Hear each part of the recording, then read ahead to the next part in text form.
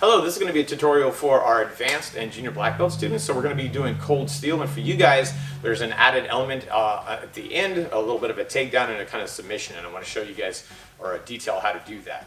So I'm going to show the whole technique with the part added in, and then we'll kind of dig into the details of that second part. Let's move this way a little bit.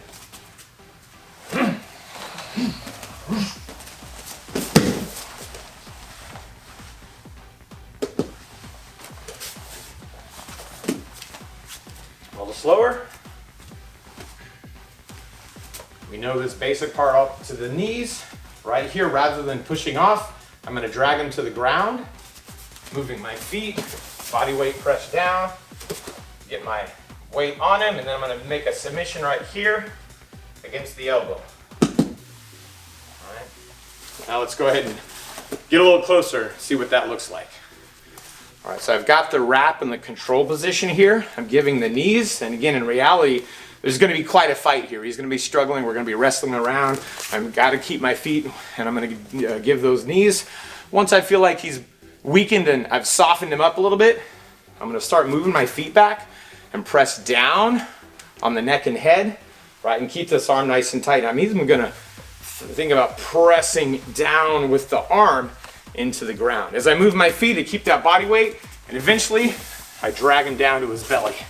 But I want to keep my knees right here on either side of his shoulder, so that when I get down here, boom, I can set those knees in place, pinching the shoulder, get my body weight on him, and I've got a decent control position, at least for a moment, while I go for this submission. I'm gonna slide this up into the crook of my neck here, right between my shoulder and ear. I'm gonna pinch it by shrugging. It's important that I do keep his elbow up towards the sky right here, and the thumb is down, all right? So that's why this other hand is helping guide it into place, because I want to make sure that's true. And then I'm just cupping my hands together over the elbow and squeezing it towards my belly button, right? And that means in the wrong direction. So one more time, a little faster. Thank you, sir. So I've got the control position, break it down with the knees. Now the feet are going to move back, and I'm going to drop my body weight. I'm pressing down and pressing down.